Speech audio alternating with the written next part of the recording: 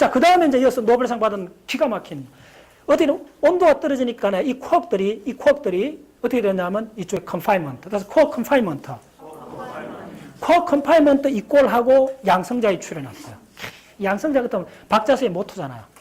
예. 내가 8년 전에 이걸 시작할 때 선언한 게 있어요. 나는 우주에 있는 거의 대부분을 양성자, 정자, 광자로 다 설명하겠다고 시작했잖아요. 예. 증명해 보여드릴게요. 예. 그거밖에 없어요. 예. 그래서 다 사라지고, 자, 양성자 2개하고, 아니, 업콕 2개, 다운콕 하나가 결합해서 양성자가 되고, 다운콕 2개, 업콕 하나가 해서 중성자가 되고, 콕하고 안티콕이 결합해서 메존, 중간자가 되고, 그래서 다 정리가 된 거야. 따라서 다 정리됐다. 콕은 그 후로는 볼 수 없다. 예, 이게 바로 콕 컨파인먼트. 컨파인먼트가 유폐됐다는 말이잖아요. 예. 자, 코어 컨파인먼트를 이게 왜 노벨상을 받았냐 하면 굉장히 중요한 이론입니다. 코어를 이게 이제 하드론 덩어리 속에 코어가 들어가 있잖아요. 자, 코어를 끄집어낸다는 말은 뭐냐면 여기에 이제 업코어를 하나 끄집어내 봅시다. 그러려면 가속기에다가 굉장히 강한 입자를 쏘야 돼요. 양성자를 쏘든지 전자를 쏘야 돼요. 쏘면 이게 당공입니다. 저의 당공 같아요. 치면 튕겨서 나와야 되잖아요. 근데 어떤 에서 보면 이걸 튕겨내려고 했더니 쏘면 야 혼자만 튕겨 나오는 것이 아니고 무지하게 많은 수천 개 입자가 나와버리는 거예요. 뭐 어떻게 된 거지? 자 보세요. 이게 파라독스예요. 야를 튕겨내려면 강하게 붙어 있어요. 그리고 가만히 있는 게 아니에요. 야들이 엄청나게 요동을 쳐요. 그런데 이 속에 콕 속에 있다는 걸 밝혀냈어요. 그런데 하나를 튕겨내려고 에너지를 쏟더니 적은 에너지 갖고 안 되는 거예요. 총알을 적게 쏘가 안 돼. 총알 속도를 그 강속에 가까운 속도를 강속 정도로 쏘야 돼요. 쏘는데 튕겨서 나오는데 보니까 이 속도가 빨라지면 어떻게 되죠? 입자가 질량이 있는 그 속도가 강속에 가까워지면 에너지가 어떻게 되죠? 거의 무한대가 되어버리잖아요. 이 무한대 에너지가 무수하게 많은 파들을 또 만들어내버린 거야. 무슨 말 알겠어요? 그래서 콕을 못 끄잡아내는 거야. 자, 따라서 콕은 끄잡아낼 수 없다. 이게 핵심이야. 콕 끄잡아낼 수 없어요, 지금은. 그런데 우주 초기로 따라서 콕 시대. 이 콕 시대란 말이 그만큼 이제 가슴에 와닿는 거예요. 이때는 유리된 콕이 그대로 우주 구성원 엘리먼트였어요. 그게 이제 이렇게 결합해서 된 거예요.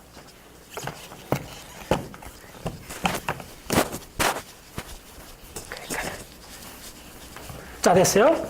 요때는 이제 돌이킬 없어요. 그럼 요렇게 오면 요때는 전부 다 콕은 없고, 따라서 콕이 없다. 하드론밖에 없어요, 이 우주는. 그 시간은 얼마예요? 이거 뭐, 100만 분의 1초, 요런 시간 오다요. 됐어요? 자, 빨리 하겠습니다. 진짜 너무 재밌어. 그러면 이제 이쪽에 오면 무슨 현상이 벌어지느냐 하면, 이쪽에서는 바로 프로톤하고 안티프로톤이, 요거, 지금 너무 색깔로 쓰면. 이 도표는, 옛날에 내가 저 세계사 도표 만든 것처럼, 이거 우주사 도표, 이거 하나면 다 돼요. 예, 안 헷갈려요. 자, 여기서는 어떻게 적어줘야 되느냐 하면, 프로톤 바. 자, 프로톤 바가 존재할 수 있나요?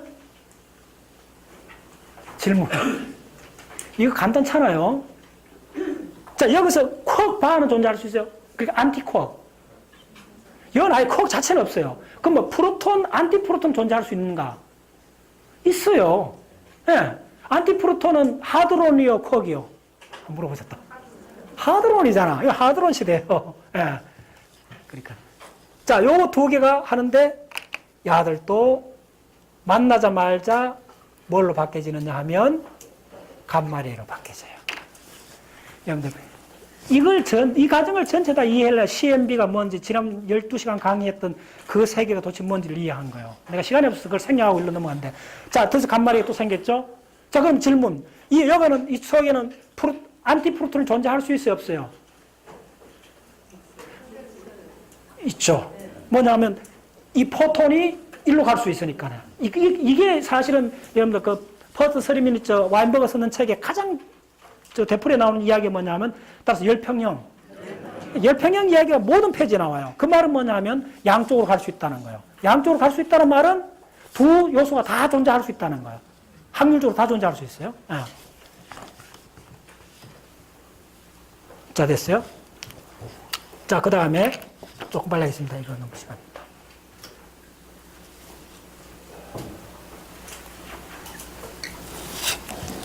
자, 여기에 또 이제 돌아올 수 없는 강이 하나 더 생겼어요. 자, 돌아올 수 없는 강. 이 다이어그램을 의미하는 거는 이 돌아올 수 없는 강, 요걸 이해하면 연결 다 돼요. 네. 자, 여기서 어떤 돌아올 수 없는 강이 됐냐 하면, 프로톤하고 안티프로톤, 두 개 다 하드론입니다. 이게 두 개가 결합을 했는데, 돌아올 수 없는 강을 건너는 거예요. 뭐다? 두 개의 포톤으로 바뀌어요. 자, 그러면 또 찰나, 요게 대략 시간이 어떻게 되느냐 하면,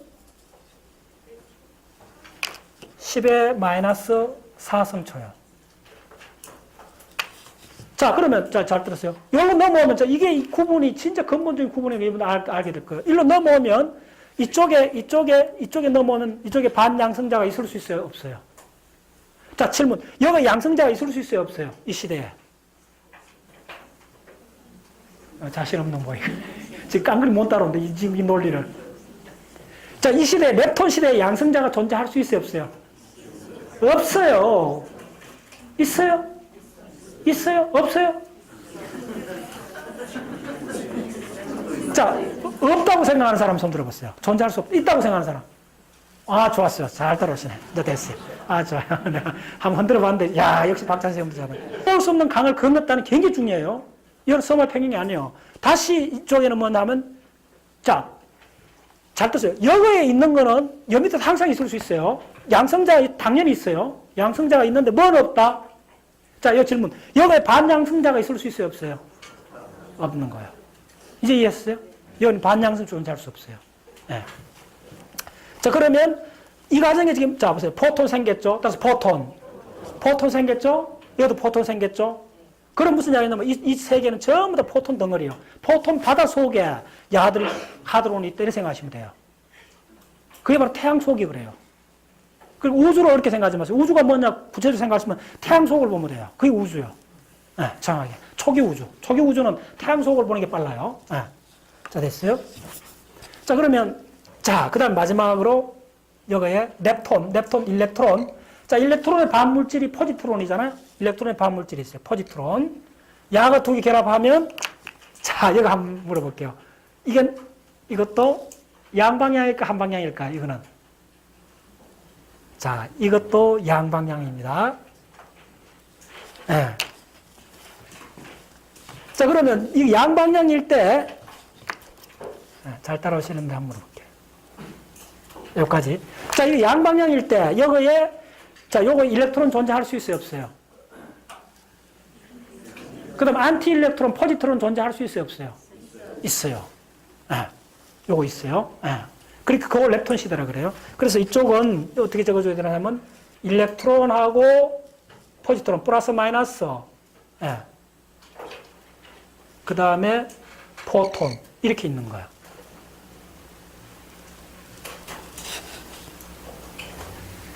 1초입니다. 1세컨. 1초. 1초 때 뭐가 나오느냐 하면, 자, 지금 또 빨리 하겠습니다. 1초 때 디커플링, 디커플링 되는 게 뭐냐면, 뉴트리노가 팩터링 아웃때가 나와요. 디커플링. 뉴트리노가 빠져나와요.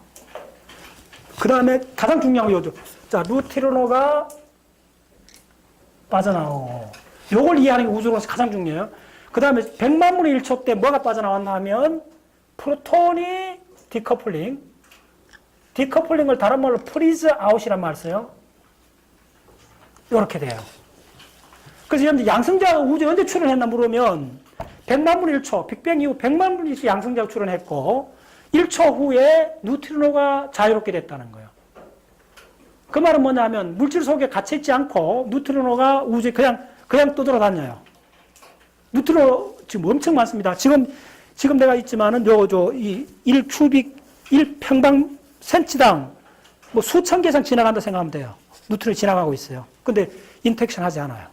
다 알죠? 네. 뉴트리노 나와요. 자, 그 다음부터 조금 빨리 하겠습니다. 그 다음 무슨 일이 벌어지느냐 하면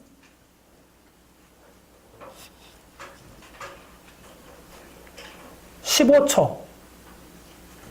네.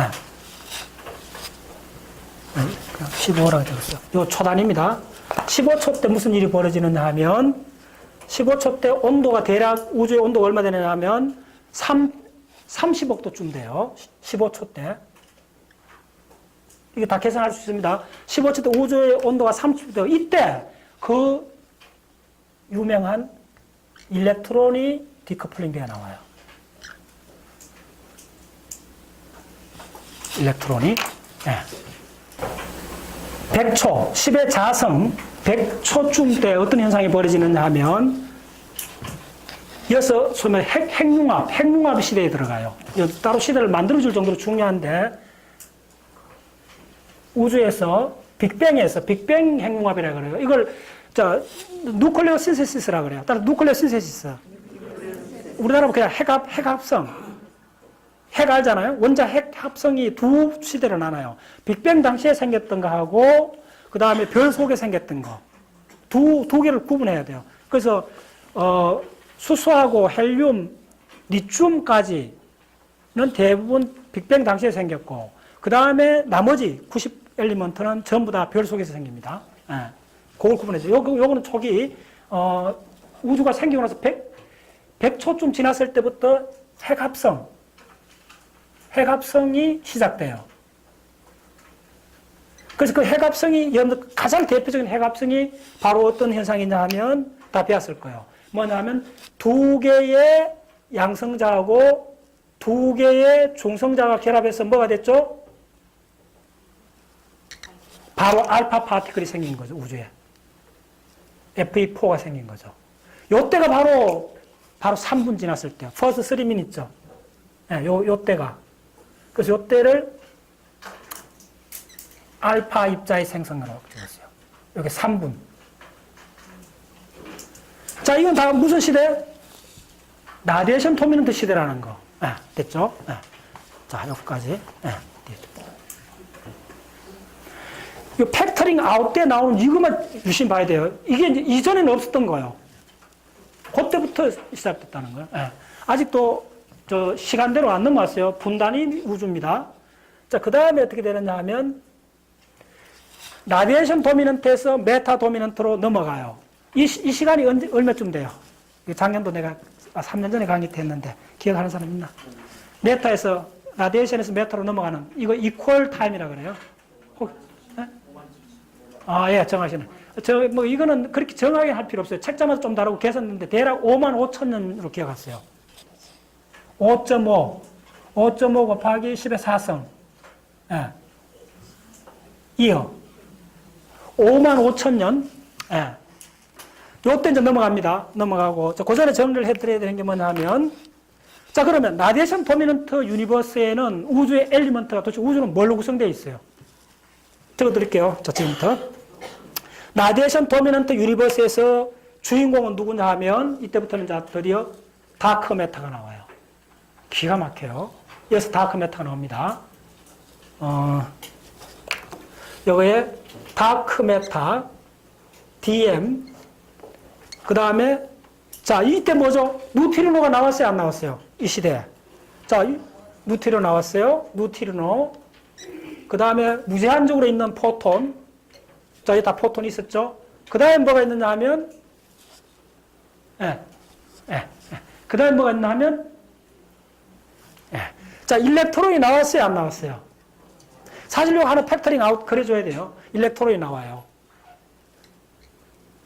자, 그 다음에 이어서 가장 중요한 프로톤이 나와요.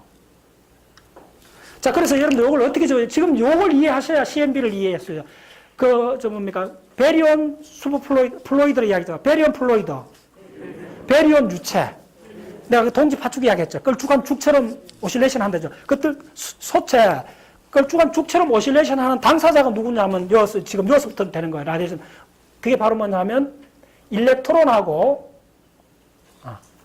지금 요 포톤하고 요 색깔로 적어주세요. 그만큼 중요해요. 포톤하고 일렉트론하고 이 프로톤, 이 양성자, 요 야들이 덩어리져 갖고 함께 움직이는 거예요. 오실레이션을 하는 거예요. 이게 바로 그 어쿠스틱 픽을 이해하는 과정이에요. 지금 몇몇 사람들은 막 눈이 막 불꽃이 막 튀어요. 내가 지금 너무 아주 기분이 좋아요. 예, 지금 막. 예. 여기다 플루이드. 따라서 바리온, 포톤, 플루이드. 자, 드디어 바리온이란 말 나왔어요. 여기 하드론하고 다 구별했습니다. 바리온은 뭐냐면 잘 들었어요. 우주론에서 바리온은 뭐냐 우리나라 말로 하면 그 중입자요. 무거운 입자요. 그러면 자, 일렉트론이 무거운 입자요, 가벼운 입자요. 넵톤이잖아요, 일렉트론 대표적으로. 근데 잘 들었어요. 우주론에서는 일렉트론조차도 바리온에 여요. 그리고 자, 지금 굉장히 이론적으로 중요합니다. 잘 들었어요. 이 일렉트론하고 양성자가 있는데 실제로 역할하는 이 플루이드의 핵심 역할을 하는 거는 양성자가 아니고 이 일렉트론하고 포톤입니다. 이거 뭐 정확하게 어떻게 비유를 드리냐 하면 일렉트론하고 포톤 움직이는 연못에 여러분들 저 건붕어 키우는 연못에 스냅 가루내 갖고 이렇게 던져줘 보세요. 막 붕어들이 확 달려들잖아요. 그게 일렉트론하고 포톤 관계라고 보시면 돼요. 그러면 막 물고기들 막 요동치잖아요. 그럼 물길이 막 생기잖아요. 그게 바로 플루이드, 그게 바로 오실레이션이에요. 간단히 비유드는 그렇게 생각하셔야 돼요. 근데 양성자는 그럼 이게 뭐냐 하면 이렇게 돼요. 양성자는 이만큼 크잖아요. 여러분들 어떤 데는 양성자가 중요하고 어떤 데는 양성자가 그냥 덜렁 붙어 있는 거예요. 이 경우는 어떤 양상이 있냐 하면 이 양성자는 전자의 질량이 몇 배? 1860배, 대략 2000배라 생각하세요. 전자 질량이 2000배고 전자가 요만해요. 양성자 이만하다면.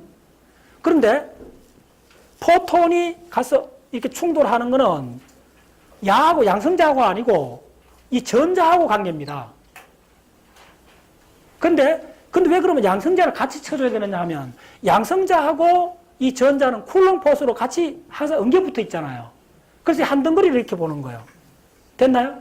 근데 실질적인 이 충돌, 이걸 크로스 섹션이라고 하는데 일렉트론 크로스 섹션 이게 거의 그러니까 이 질량의 제곱에 비례해요. 질량 제곱에 반비례해요. 역할이. 그러면 2000 그러니까 뭐 1000오다 치면 1000에 지금 100만 분의 1 오다 차이 나는 거예요. 무슨 냐면 영향력으로는 전자가 이 양성자에 대해서 100만 배 이상 역할을 해버리는 거예요. 무슨 말 알겠어요? 그래서 우주론에서 양성자가 이쪽에서는 크게 이야기가 부과가 안 될 때가 있어요. 오실레이션 할 때는. 영역마다 다른데, 이 오실레이션 영역은 뭐냐면, 우리 강의 최종이 이거잖아요. 이거 다룰 때는, 자, 이거 어쿠스틱. 음량파잖아요. 이 음량파 이거 다룰 때는 일렉트론하고 이 포톤의 덩어리요. 엉겨 붙어 있는 덩어리요. 근데 이걸 뭐라 그러냐 하면, 바리온, 포톤, 플루이드라 그래요. 유체처럼 보이는 거예요. 그때 이때 바리온 속에는 잘 들어서 헷갈리면 안 돼요. 일렉트론이 핵심이고 일렉트론을 바리온하면 넌센스가 틀리는 용어거든요. 근데 우주론에서는 이걸 묵과해줘요. 그래 따정이 더 편해요. 그리고 이건 양성자가 들어있어요. 근데 이 양성자 역할은 100만 분의 1밖에 안 되는 거예요. 됐죠? 그래서 지금 이게 동지 파축 같은 이 소태. 자, 지금 빨리 이야기해 줄게요. 소태. 지금 이제 실제로 여러분들 이쪽에 우주론 하는 그 휴라는 그 교수의 그 사이트 가면 이게 전 세계적으로 많이 유포되어 있어요. 어떻게 되어 있나 하면 용수출이 이렇게 달렸는데 질량이 끝에 이거 구슬이, 쇠구슬이 있어요. 엄청나게. 예, 볼링 공만한 쇠구슬이 용수줄에 딱 이렇게 되어 있어요. 그럼 어떻게 했어요?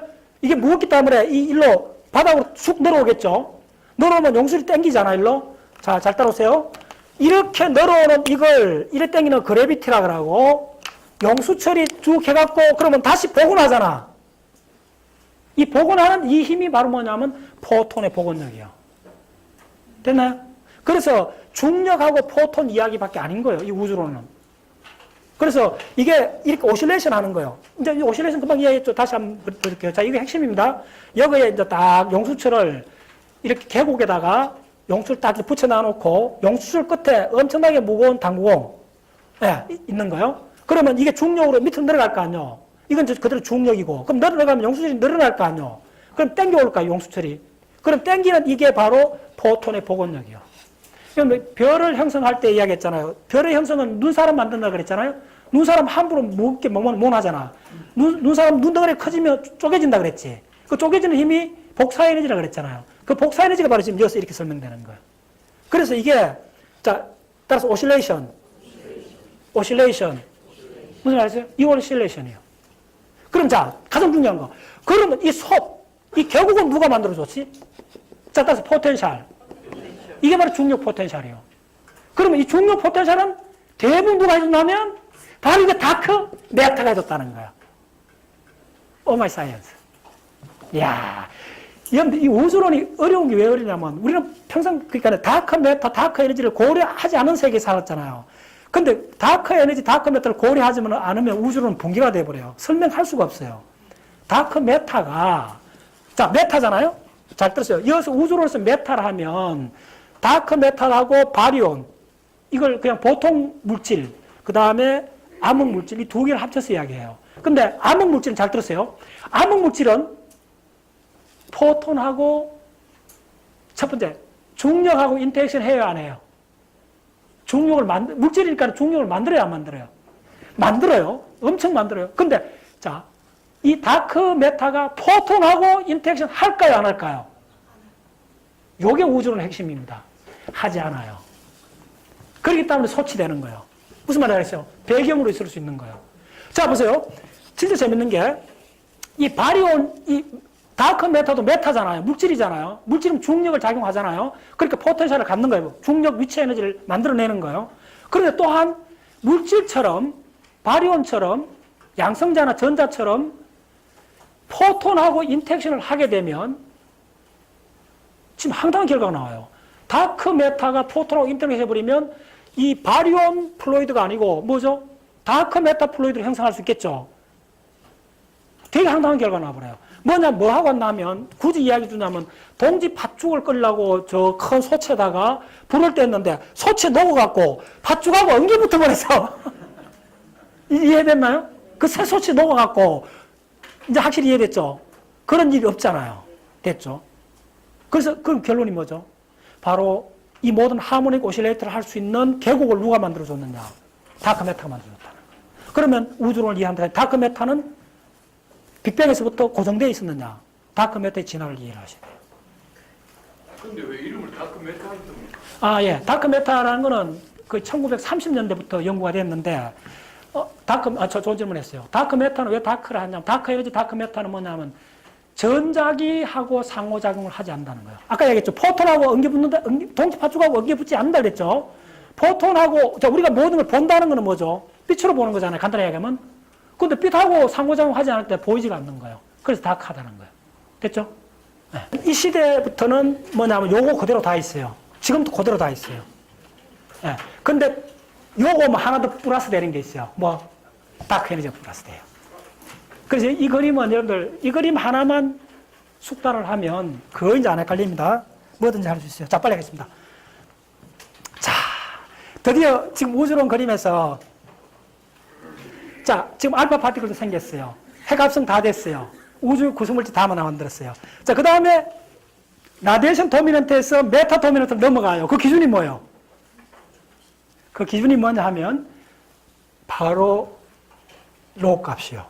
지금 이 시대는 로 M이 로 R보다 라디에이션보다 크다는 거야. 이거는 자 덴시티. 요 로란 말은 이거 그러니까 뭐 입자가 많다는 거 굉장히 애매한 개념이거든요. 단위 부피당 입자가 몇 개나 따져야 되죠. 그게 밀도입니다. 그래서 물질 밀도가 복사 밀도보다 큰 시대를 라디에이션, 잘못됐네. 반대로. 이 시대는 뭐냐면 로 라디에이션, 요 감마, 요게 포톤을 말합니다. 요때는 여러분들 뭐도 쓰냐면 이 실제로 이제 우주론을 할 때는 포톤도 되지만 또 뭐가 돼요? 이건 저 렐러티비티 파티클 저 상대론적 입자. 상대론적 입자 또 뭐가 있죠? 강속도로 달리는 입자. 바로 루티론도 있잖아요. 같이 써주는 거예요. 요 루티론 있잖아. 그러니까 이게 요거밖에 없다는 게 중요해요. 지금 요거는 자, 요때는 라디에이션이 메타 덴시티보다 많은 거예요. 단위 최적당 소위 포톤의 개수가 물질보다 많아요. 자, 질문. 그 포톤의 개수가 양성자 혹은 전자 물질 입자보다 몇 개나 많을까요? 저 많다고 했는데. 혹시 이야기할 수 있는 사람? 지금 이 과정에서 이야기했어요, 다. 100억? 자, 정확한 저기 나왔잖아요. 10억이요, 10억. 10억 배요. 따라 10억 배. 이게 그 최초의 3분 안에 계속 나오는 이야기입니다. 포톤은 양성자하고 전자는 개수 같아요. 예. 근데 그거에 양성자, 전자가 한 개 있다면 포톤은 10억 개 있어요. 왜? 자, 그걸 정한 숫자입니다. 왜 그러냐면 따라오세요. 이게 가장 중요하다고 그랬잖아요. 다 사라지고, 자, 보세요. 따라서 10억 한 개, 10억 개, 두 개 다 합쳐지면 10억 개들 다 합쳐지잖아요. 그럼 한 개 살아남잖아요. 그럼 사라졌을 때 뭐가 나온댔죠? 포톤이 10억 개 나오잖아요. 그럼 양성자 한 개 나올 때 포톤은 몇 개 나와요? 10억 개 나오잖아요. 그 비율이 우주론에서 굉장히 중요해요. 예. 그래서 이쪽에 그런 거예요. 예. 자, 됐어요. 예. 자, 그 다음에, 빨리 하겠습니다. 이쪽은 뭐냐면 그대로, 빨리 적을게요. DM, 다크메타, 뉴트리노, 포톤, 일렉트론. 자, 이쪽이 만약에 누가 이쪽에 이렇게 플러스 일렉트론이 있을 수 있어요? 이렇게 적으면. 질문. 혹시 이거 적는데, 뭐, 이 플러스 마이너스 있을 수 있지? 이렇게 적으면. 있을 수 없어요, 플러스는. 왜 그럴까요? 지금 내가 안 그려줬구나. 요 하나 더 그려줘. 일로 넘어오면서 다 사라진 거예요. 포지트론은 반전자는 다 사라지는 거예요. 이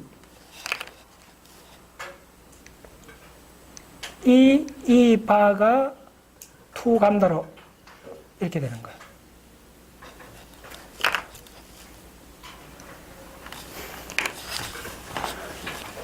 그러니까 이게, 자, 돌아올 수 없는가? 그런 개념이에요. 이쪽 넘어가면 반물질 다 사라지는 거예요. 여기서는 반양성자 사라지고, 반전자 사라지고, 거기서 여기서는 반전자 쓰면 틀렸어요. 무슨 말인지 알겠어요? 전자밖에 없는 거예요. 그래서 전자가 마이너스 붙여야 되는데 그냥 뭐, 안 붙일게요. 자, 됐죠? 됐어요.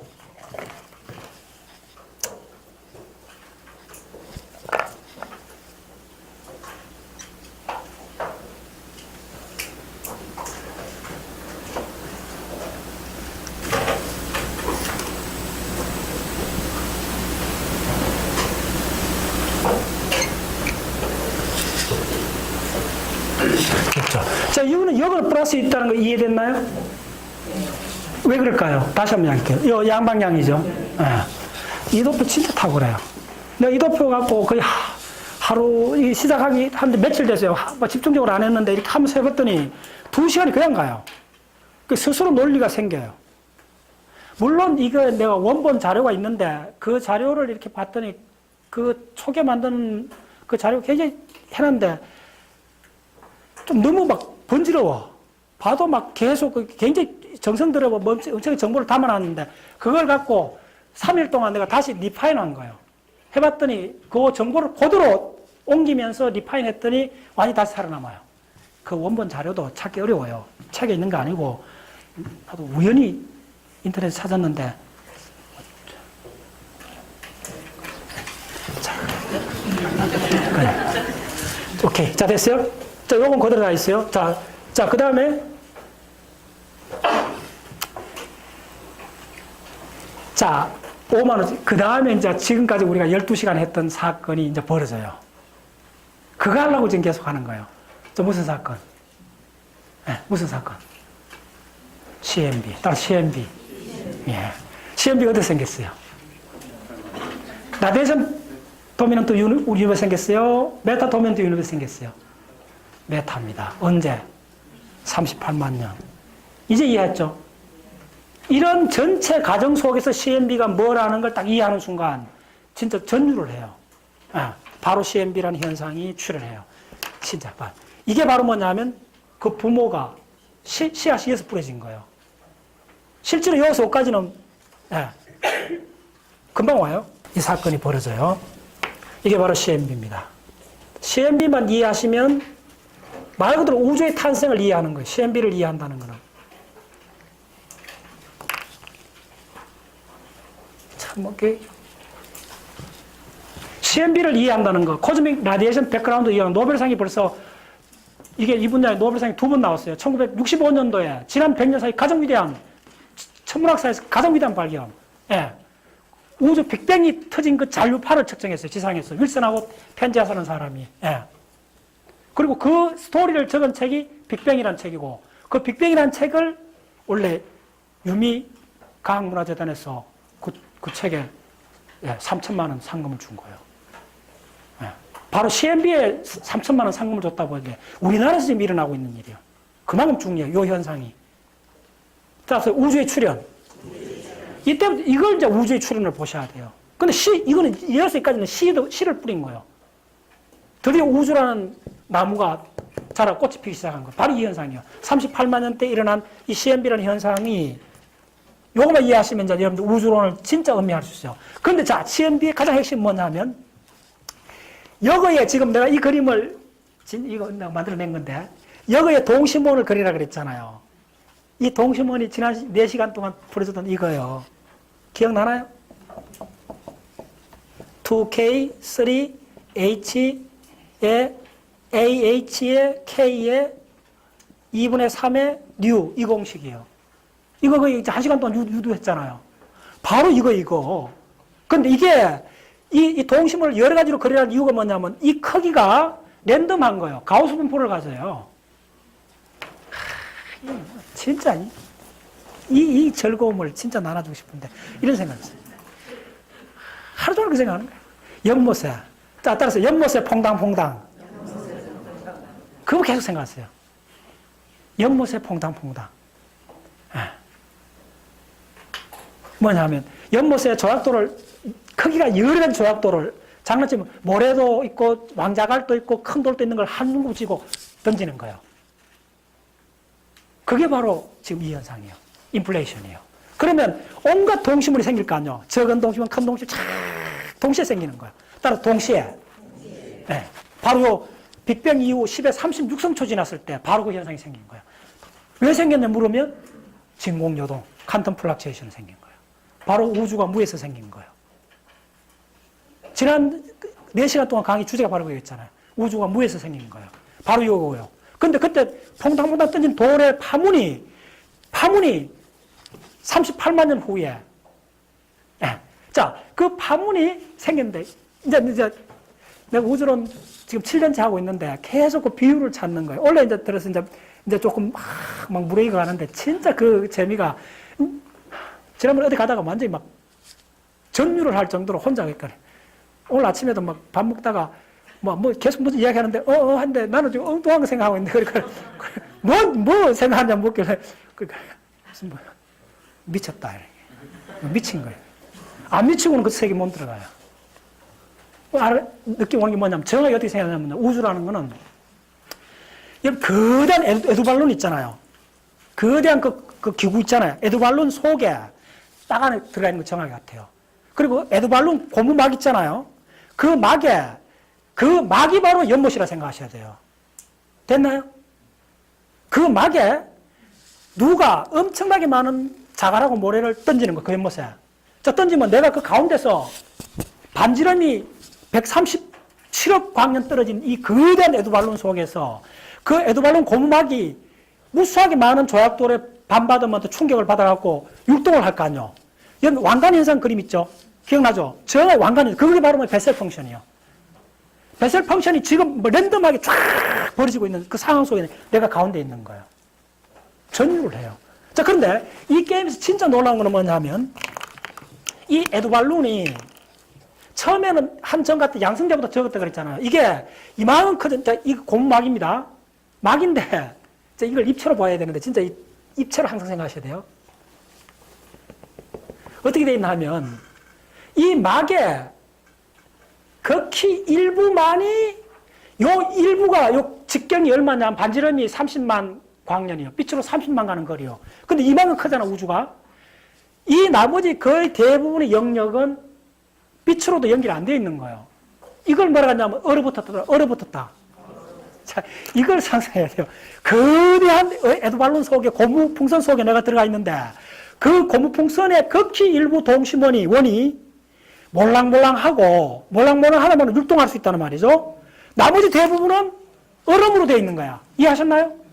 그런데 시간이 지나면서 빛의 속도로 시간이 지나면서 얼음이 녹고 있는 거예요. 오케이? 그럼 자, 기가 막히죠. 따라오시네. 지금 녹았는 그 부분은 돌을 던지면 퐁당퐁당 하겠죠.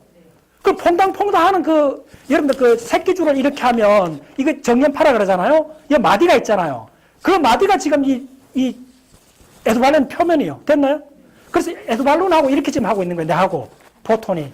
근데 이렇게 할 수 있는 부분이 이 에드발론 전체가 아니고, 요만큼만 그렇게 돼 있다는 거예요. 그리고 그만큼이 가만히 있는 것이 아니고, 그만큼이 계속 커져가고 있는 거예요. 오케이? 이거 여러분 일주일 생각하셔야 돼요. 매일 생각하세요. 전유를 해요.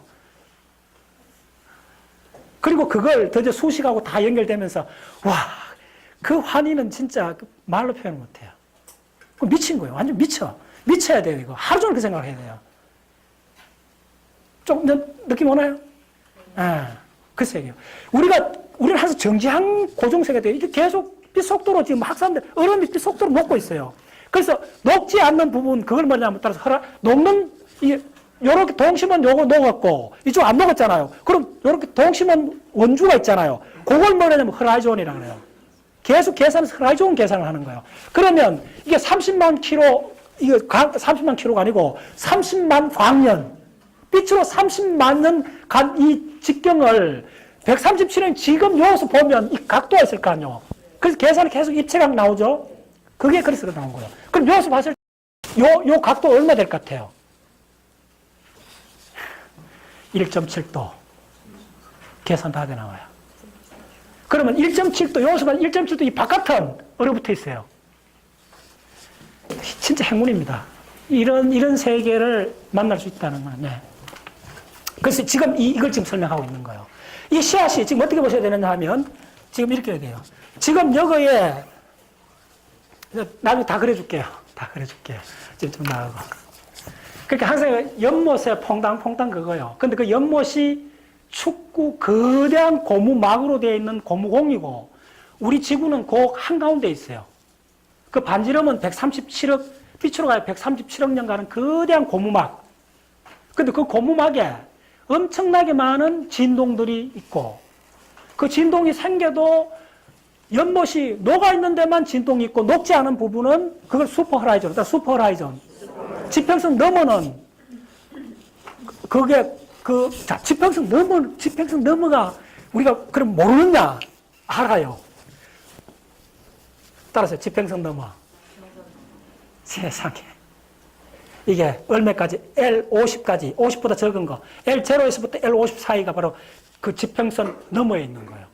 그럼 자, 여기는 율동하죠. 이제 이해됐나요? 이 거대한 고무막 입체로 생각했을 때, 요 부분만 지금 녹아고, 퐁당퐁당 그랬죠? 요 부분이 요거요. 됐나요? 그럼 안 얼어붙었던 이 거대한 건 이거요. 됐나요? 그러면 이 얼어붙었던 게 그냥 그대로 있는 거, 영원히 얼어붙어 있는 거 아니고, 이게 지금 얼어붙었던 게 지금 녹는다 그랬잖아요. 녹으면 어떻게 되겠어요?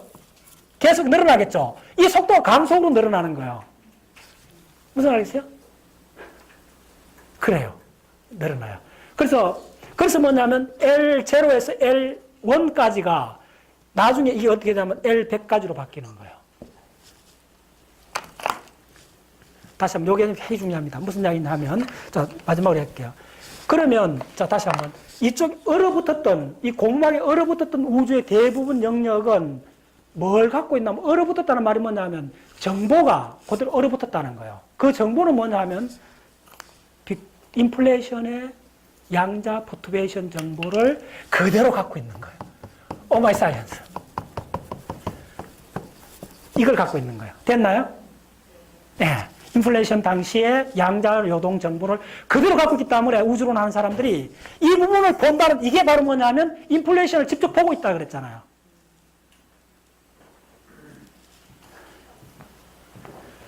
이야. 진짜 가슴 떨리는 이야기야. 가슴 떨리는 이야기. 인가율이 적용되지 않는데 강속도로 호수가 늘어나니까 얼음이 녹아니까 인가율로 들어오죠. 그래서 어떻게 되느냐 하면 인가율로 들어오는 부분들은, 자, 재밌는 게, 그럼 여기서 율동이 생기면 이쪽에 얼음이잖아요. 요거 액체잖아요. 그러면 율동이 생기려 하면 액체 부분만 율동이 생기잖아요. 여기서 정연파가 생기는 거예요. 무슨 말이었죠? 정연파가 생겨요. 바로 요 파들이에요.